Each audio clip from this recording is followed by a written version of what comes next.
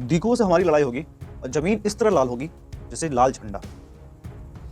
धरती आबा, धरती पिता, भगवान की संज्ञा, उल गुलान यानी महान हलचल, कोलाहल, जल जंगल जमीन के संघर्ष का, आदिवासी सभ्यता संस्कृति, उनके अस्तित्व के संग्राम का आह्वान करने वाले व्यक्तित्व के बारे में आज ललन पीएसत्री बात करेगा।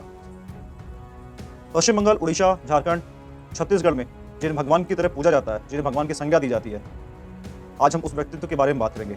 आज हम बात कर रहे हैं बिरसा मुंडा जी की। बिरसा मुंडा का जन्म 15 नवंबर 1875 में हुआ था, जो उस समय बंगाल में था लेकिन तत्कालीन झारखंड में है। बिरसा मुंडा अपने कम उम्र में मात्र 25 वर्ष की आयु में ही आदिवासियों के लिए भगवान बन गए थे। जो उनके पिता थे सुगना मुंडा, जो अंग्रेजी मिशनरी होती है उनमें उनका दाखिला कराते हैं, लेकिन वहाँ पे ईसाई धर्म का प्रकोप, ईसाई धर्म का प्रचुरता होने की वजह से उनकी पढ़ाई पूरी हो नहीं पाती है। आपको बता दें, ब्रिटिश हुकूमत अपनी क्रूरता के लिए विख्यात है। विख्यात नहीं कर सकते, कुविख्यात है। अंग्रेजी हुकूमत जब ट्रेन के लिए रेलगाड़ी पटरियों के विस्तार कर रही थी तो आदिवासी के कबीलों जंगलों की तरफ बढ़ती है, तो उसमें जल जंगल जमीन तो वो अपने कुटीर नीति की वजह से अधिग्रहण करती है। तो जिसमें मुंडा संप्रदाय में विद्रोह तो होता है, लेकिन उनका संख्या बल कम होने की वजह से वो विद्रोह अंग्रेजी हुकूमत दबा देती है, कुचल देती है।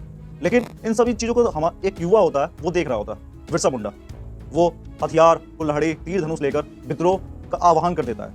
वो कहता है दिकुओं, गैर आदिवासी, जिन्हें दिकुओं जो कहते हैं गैर आदिवासी, कि ये लड़ाई हमारी दिकुओं से है।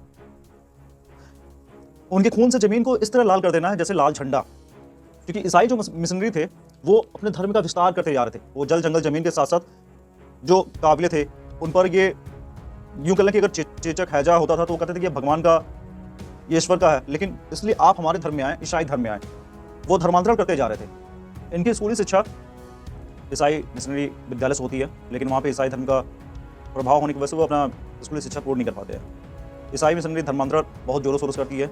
रेलगाड़ी के लिए पटरियां जब बिछाते हैं तो जल जंगल जमीन के में भी अंग्रेजी हुकूमत अपना कुटीर नीति की वजह से अधिग्रहण करते जाते हैं। इन सबको देखते हुए मुंडा जी का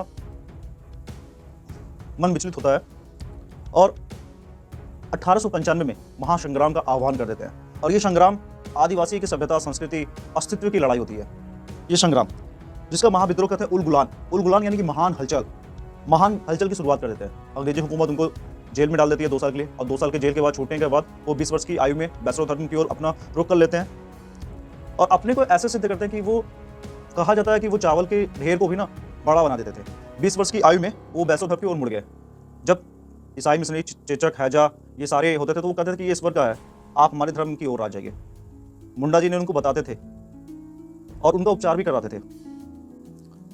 3 मार्च 1900 को चक्रधरपुर के जंगल में किसी एक खबरी की वजह से मुंडा जी को अंग्रेजी हुकूमत गिरफ्तार कर लेती है और 9 जून को जेल में उनकी मृत्यु हो जाती है।